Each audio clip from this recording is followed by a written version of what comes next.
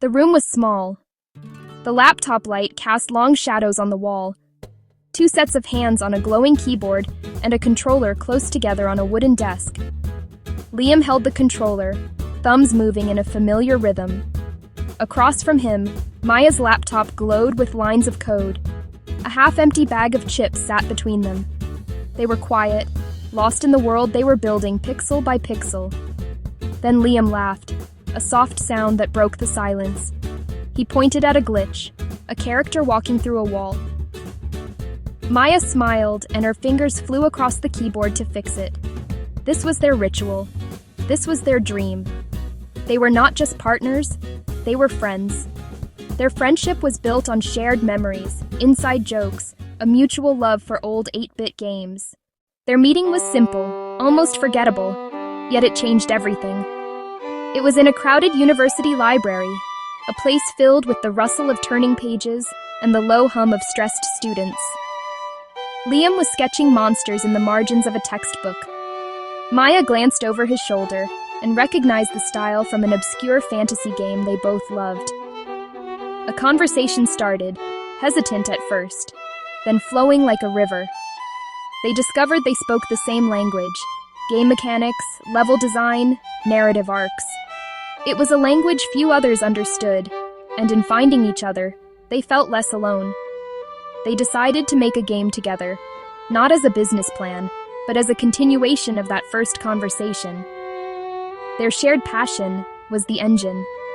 Liam was the artist, his hands able to bring worlds to life. Maya was the architect, her mind able to see the complex logic of systems.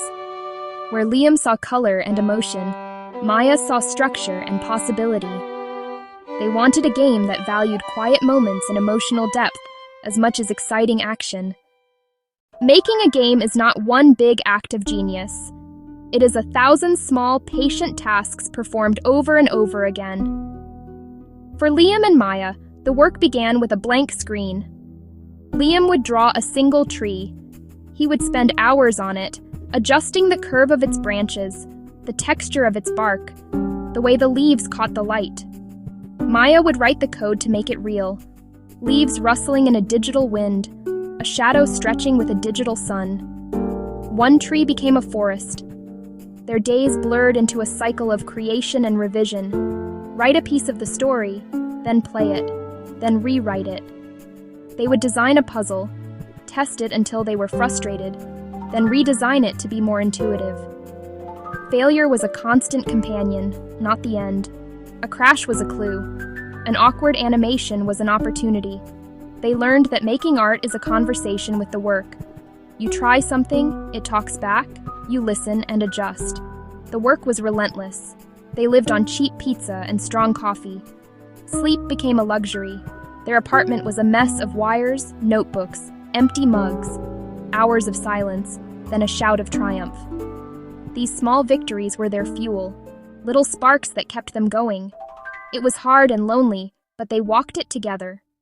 The release was quiet.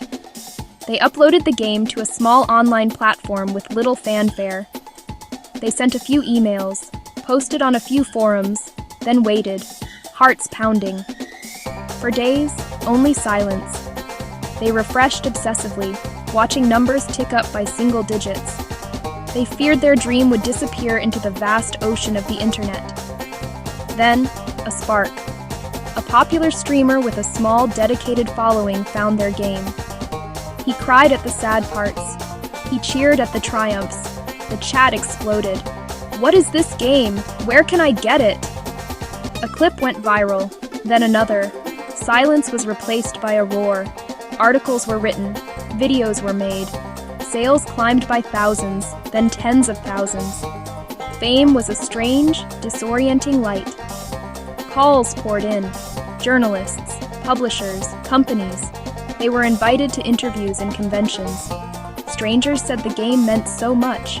The praise was intoxicating, the criticism brutal. The bright light cast a very dark shadow. Success changed the air between them.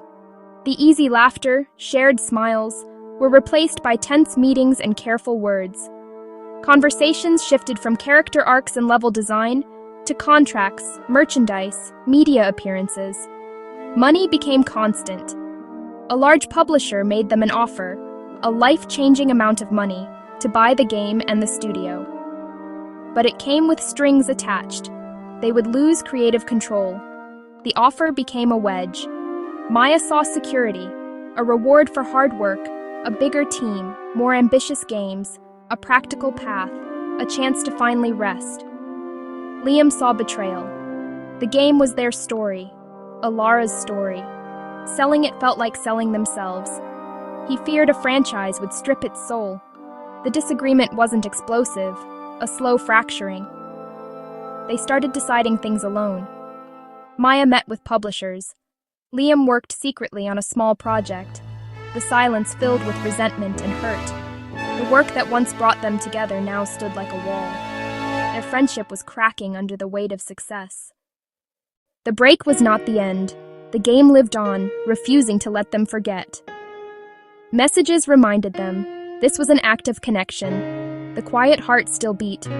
They met in a quiet coffee shop on a rainy Tuesday. No laptops, no contracts, no agendas. Liam spoke first. He was sorry. He missed his friend.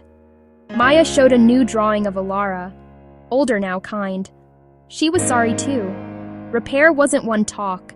It was slow and deliberate. A meme at midnight, a snack left on a doorstep, help fixing a problem, feedback over coffee. They relearned to talk as friends who once shared a dream. They mended broken lines one careful stitch. Success is loud and demanding. Art needs quiet and care. Fame is fleeting. The bond is precious. They turned down the big offer and set up a small fund to help other indies. The crack didn't vanish. They built something new and stronger in its place. They started a new project. Not a grand sequel, not a sprawling world. A small piece of downloadable content, an epilogue for Alara. They worked in the evenings. The pressure was gone. The crowd a gentle hum. It was just the two of them again. The easy back and forth. Shared laughter over a silly bug. A clever line of dialogue. The joy returned. They rediscovered the simple truth. Making with someone you trust is more valuable than fame, more lasting than money. The finished game is a beautiful souvenir of time spent. They were building a shared history, an ability to create, to break, to repair. Their story isn't unique. Friendship, success, struggle, art and commerce in tension, relationships complex. But repair is always possible. It requires humility, forgiveness, and a return to the source. Choosing the friendship, choosing the collaboration. Protect the quiet, sacred space where creation happens. Not by corporations or algorithms, by people, by friends who dream out loud.